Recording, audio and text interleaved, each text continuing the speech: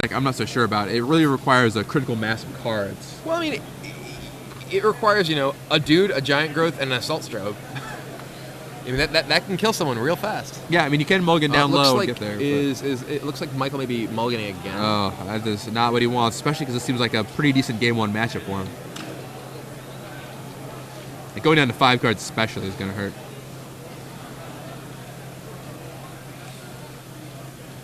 Yeah. Let's see. Yeah, he looks a little dejected on screen. Not what he wanted to happen. It's like, I'm playing my sweet little poison deck on camera, and look what's happening to me. Yeah, playing my sweet poison deck. This is what always happens. There's always these sweet decks. You put them on camera, and then they mulligan to 5 twice and lose. And we feel like jerks because it's like we made them lose, and they just never want to be under the camera again. Maybe we'll see if Michael can break that trend. I mean, to be fair, Logan's last name is Mize, and how can you beat that? I mean, as a Magic player, would you really? It's like, I don't even understand. All right, off to the races. Michael leads with the tap lands, Rootbound Crags. It's like if your name was, LeBron Slam Dunk. Robert Victory or something, right? Down comes Squadron Hawk for Logan Mize.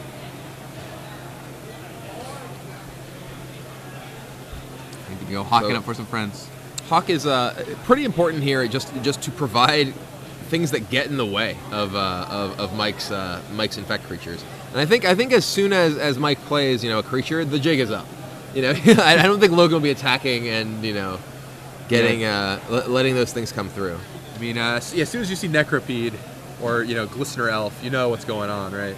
Wait a minute. Oh, it looks like Michael is stalled on 1 land. However, it's possible you just might never see those things. If you're Michael and you get off to just a start like this that you have no chance of, do you just concede at some point instead of showing as many cards? It's not an unreasonable perspective. I mean, I've definitely played games that I theoretically had a very small chance of winning, but I felt like conceding the game before I had revealed what I am playing gave me a higher value in the match. Right. I mean, you can always theoretically win, but if you think your win percentage is 4% or less, like how much is that going to impact? All right, well, Glistener Elf comes down for Michael Wetmore. Well, the cat's out of the bag now, or rather the elf is out of the bag, I suppose. And there's an Oblivion Ring on the Glistener Elf. Logan Mize pulling no punches. Yeah, he just doesn't want to lose a poison today, or any day. Yeah. You played through 7 rounds. Isn't about to lose the poison around it. This is not the modern Pro Tour where he could just be dead if the Glistener Elf hit him. Blazing Soul, you're dead. Gideon Jura from Logan Mize versus Michael Wetmore's 1 land. That's pretty hard for the infect deck to beat. Yeah, I think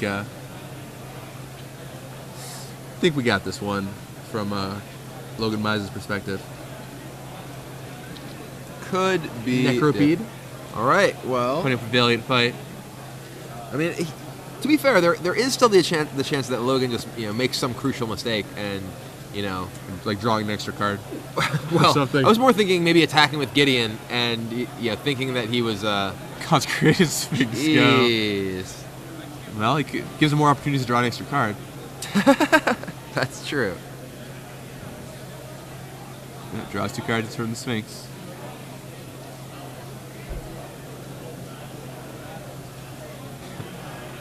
Michael Wetmore just... Oh, man. Rough situation. And your opponent's board is Hawk, Sphinx, Gideon versus 2 lands Necropede. I mean, it depends what his poison status is. When it is 0. Like, I'll attack. Gideon takes 1. Okay. I accept your proposition.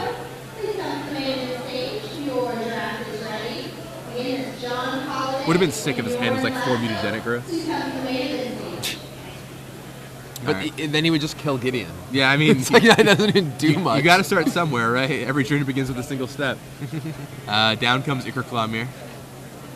And Ichor Clawmere gets Oblivion Ringed. Oblivion Ring, activate Gideon, attack you for 12 Zs. Attack you for 11 Zs. Drops Michael Wetmore to 2 life. He's got some mana open. Alright, so Michael could have 4 mutagenic growths On Two Apostles' Blessing and a Vines of the Vessels. And a land. No, just one Apostles' Blessing. Well, I mean, he may need to. I wonder if he could actually win here. Insane. He could actually win. That'd be so insane. He's at 2 life, so he can't. Oh, he can't beat a Jericho. Oh, never mind. Yeah, all right, never mind. But if he has like land, groundswell, Apostles' Blessing. No, land, groundswell, assault stroke, Apostles' Blessing. Yeah, that would do it, right? All right. No, well, because he has to. Assuming Logan has nothing. So yeah, I mean, Logan gave him theoretically a window. I'm pretty sure Logan just had dismember, but Michael loses game 1 pretty quickly. And now they're off to their sideboards. If you're Logan Mize, you're bringing in Mental Misstep. You're bringing in Condemn. Bringing in Flasheries. Maybe Timely Reinforcements. Oh, I mean, Timely Reinforcements doesn't seem that good. It's all doing. It's only making guys who aren't taking damage. And Flash Freeze is okay. Probably just the same effect as Mana Leak most of the time. Mm-hmm. Except it can't stop an Apostle's Blessing, potentially. It's true. Well, what do you want to cut from Logan Mize's deck? Do you want to cut the Timely Reinforcements? I think Timely Reinforcements is pretty bad. Do you want to cut Jace? Do you want to cut some of the higher drops? I mean, I think you probably...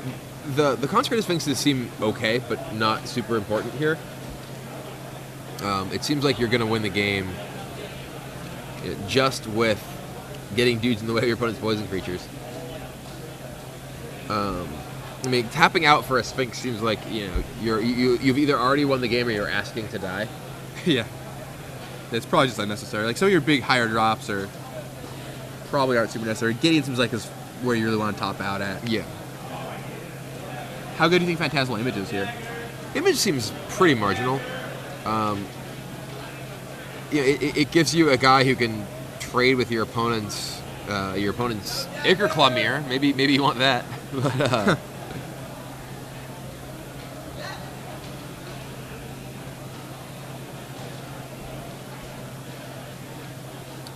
how about if you're Mike Wetmore? Let's see. We have Missteps to fight their Missteps if that's what you want to do. There are also Live Wire Lashes you can bring in. I mean, I cannot say that I know how this deck side works. You played a red-green deck in your time. This isn't really a red-green deck. It's true. It seems like Mental Misstep seems like a card that you may want here. Dismember seems like one of the weaker cards in the main deck. You're really, you can't really be fighting Squadron Hawk with Dismember very effectively. Although sometimes you only need to get through once. So. Right. I mean, I think most of the time you just want to get through once. So maybe you just play to get through once. But you have Apostle's Blessing for that. Right. I mean, how good do you think Live Wire Lash is here? Live Wire Lash is... I mean, it gives you a way to kill your opponent without having to attack, which is pretty good. It gives you a way to kill past a wall of Squadron Hawks, which seems relatively important. Right. That's what I was thinking too. Yeah, I'm not really sure on how you want to sideboard with this deck either. I'm not sure if you think they're going to be more removal spells. You want to cut down on cards like Assault Strobe, or if you just want to go all in. There's like two different routes you can take. In particular, when you're fighting against, you're fighting against mental missteps with this sort of deck. Right. It seems pretty awkward because you're pretty much all in on a lot of your 1-cost spells as it is. So I don't really know what the sort of plan is here.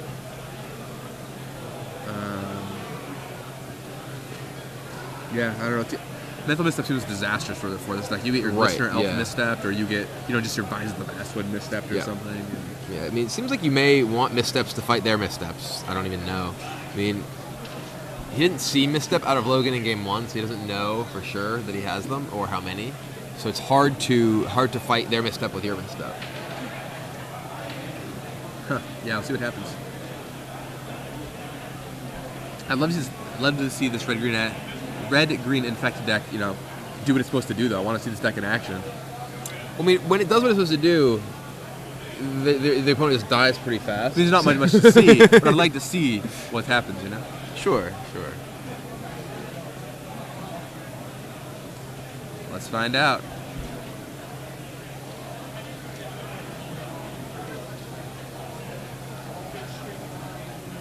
So, I'm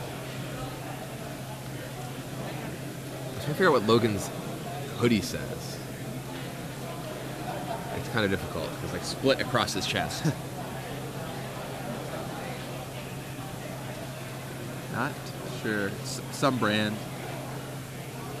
All right, so it looks like Aeropostale something or other. Looks like we have Michael keeping his hand, and Logan is mulliganing to 6 cards so far. This is what Michael wants to see this time. We'll see if Logan suffers a similar tragic fate. At least gets to play the game.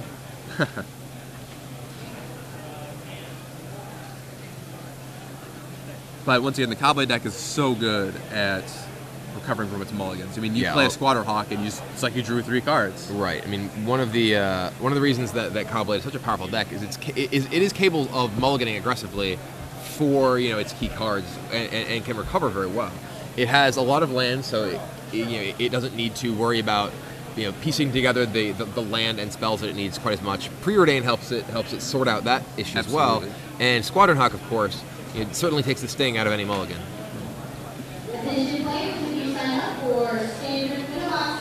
All right, Logan keeps the 6, and we're off. We're off. Yeah. Turn 1, Root Bound Crag, same play as last game.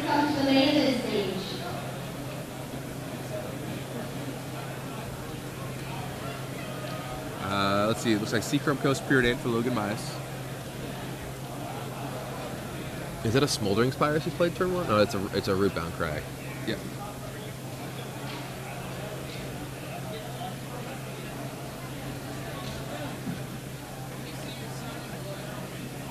And Michael goes for a turn 2. Here comes Ickerclaw Mirror. Now that's a pretty difficult one to block with your Squadron Hawks. It doesn't work out the way you want it to. Looks like Logan has, I think that's a Dismember on one side of his hand.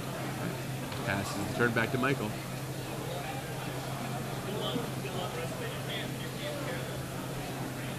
And I have no idea. I can't really see Michael's hand very well, so I don't know what kind of pump he has available to him. But regardless, you probably don't go for it when your opponent has 2 lands. Their hand is, they have a bunch of cards in their hand. Their mana's open. All right, activates Inkmoth Nexus, attacks with both. Logan goes 2 up to 2 poison. poison. All right, doing it the old-fashioned way.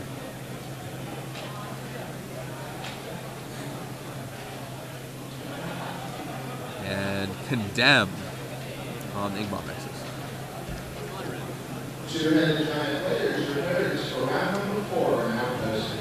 So he's not taking his 2 poison. He only takes the Singleton. Also gets rid of one of Michael's lands. Yes. Michael's deck seems like it's pretty well set up to operate on low mana. Yeah, oh for sure. Though if he wants to protect his combo, it can be a little harder if you're low. Right. So 1 poison. So Logan, I believe, is at 2 poison now. Yep, sounds about right. And there's a Plague Mirror. Gets mana leaked. Probably not what Logan expected to do with his mana leaks today. But. I mean, I generally put mana leak in my decks with, God, I really need an answer to Plague Mirror. How can I possibly stop a Plague Mirror? You're a man who knows a little bit about infecting strategies, though. So it's true. Big champion of the blue-black infect archetype earlier in the year. Until Dismember existed. Right. Yeah. As soon as Dismember came out. So what you're saying is no longer every attractive. deck can kill Phyrexian Crusader or Vatmother or Skitherix, and it costs them nothing because I'm not dealing damage to them. Really made. I'll pass. Really did a good job obsoleting their own cards. Oh, interesting. So Logan apparently he condemned that Inkmoth Nexus after combat damage had resolved. Okay. So he was actually specifically playing around any sort of like pump vine sort of thing, which makes sense. Yeah, it makes a lot of sense. Pretty good play actually.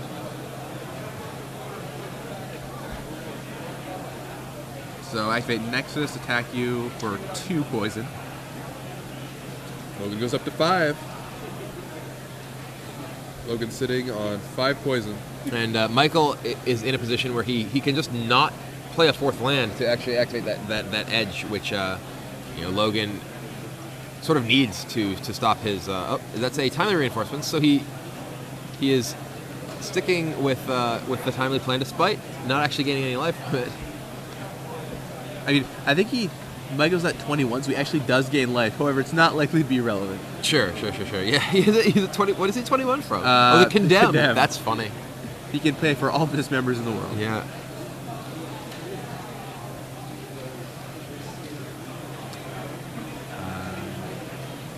Let's see what Michael can do. Michael probably is looking for a way to get past those timely. He does play his 4th land. Alright, so he does play his 4th land, meaning that Evolve Nexus at Tectonic Edge Can get edged. can trade up if he wants to.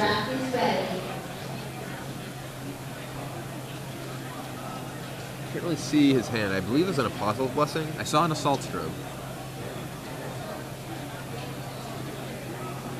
Alright, oh, I think he's got most things. Alright, so he's going to go for Apostle's Blessing first. He's doing it now. Interesting. Couldn't he have Into the Royal or Dismember? Yeah, I mean this is sort of an awkward spot to be using a pro color spell. I don't know. I kind of like. Why would you do that before casting your spells? So you can't get dismembered in response to, say, is Assault Storming it now? Well, it's a sorcery. Well, but he hasn't played any pump effects. Oh well, yeah. Or Oh, maybe for some reason I think it was double its power, not double strike. Never mind. All right, Groundswell.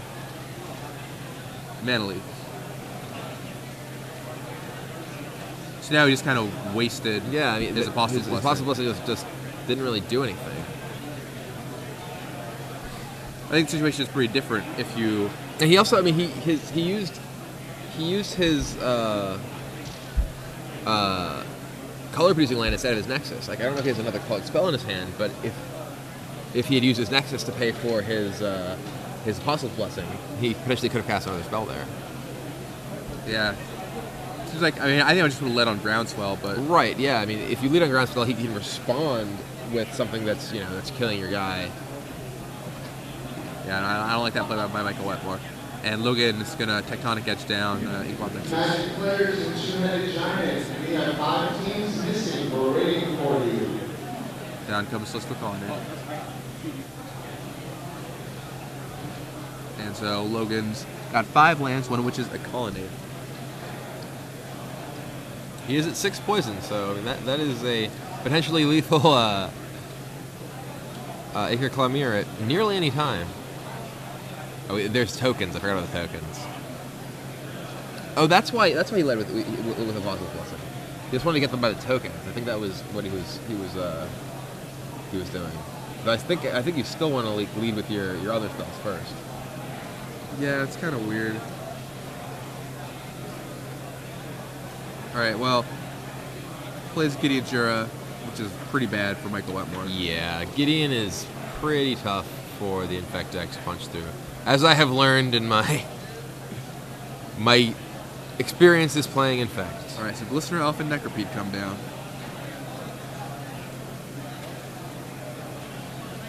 Now, Logan does have Colonnade he can block with. He's got Gideon Jura, which can kill something or recycle some damage or otherwise. So yeah, it's sort of interesting here. I mean, what actually Michael needs to break through this Gideon is actually Livewire Lash. Yeah, Lash would be if you had incredible. Livewire Lash, you can actually just punch past Gideon without really any problem. Yeah, if he has a Lash, it just takes 2 targets and Logan's Right. dead. Lash seems excellent here.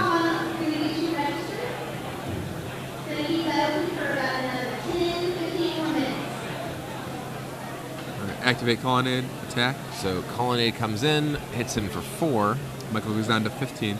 and Gideon soaking up however much poison you want to give him. The bane of creatures that do half damage to planeswalkers. Good man, that Gideon. He's built up a immunity to Iocane Powder. He takes the poison rather well. Yeah, seriously.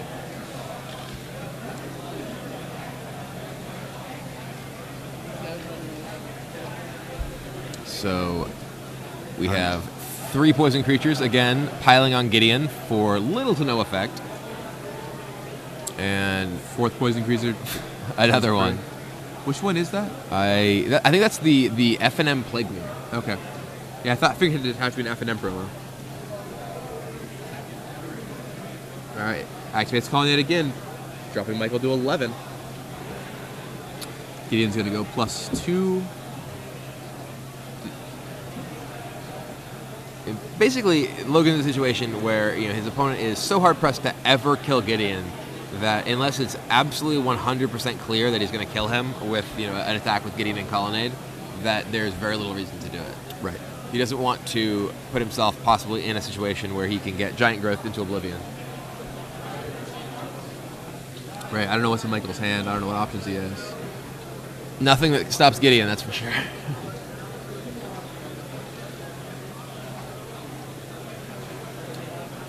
Let's see.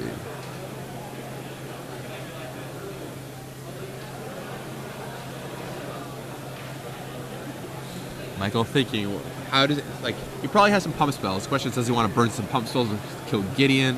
What's in Logan's hand? Here they come. The army of insects. Nipping at our hero, Gideon Jura.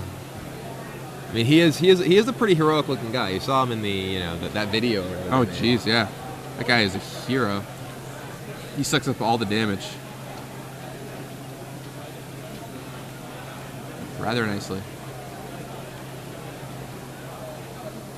See if Logan does the same thing again, starting with that Colonnade. I mean, I can't imagine that he would really want to do anything else. I mean, the only question is if he thinks Michael has some kind of burn in his deck and is worried about Gideon going down. You rarely see burn out of an infect deck. Is this a Dismember? Ooh, Dismember on the Colonnade. Now that changes things a little bit.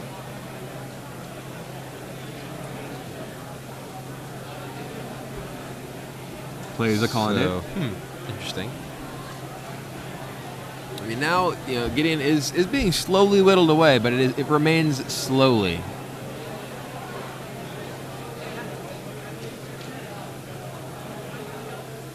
Since you deploy that 4th poison creature, Gideon is losing 2 loyalty a turn. Logan Can't really still has 2 more Colonnades see for where that he is in that too. die. Yeah, those Colonnades are... Oh.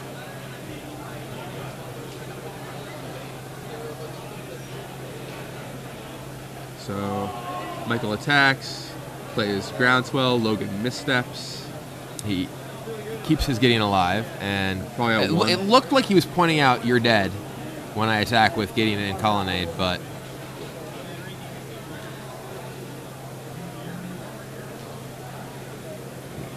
Michael's like, "Show me, prove it to me."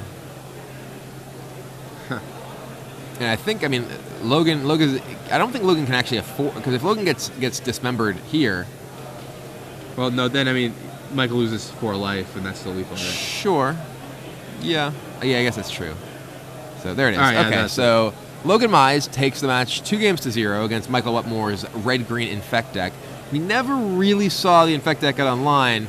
That game it was doing much of what it wanted to do, but Gideon Jura came down and stopped it from doing just about anything, as Gideon is wont to do.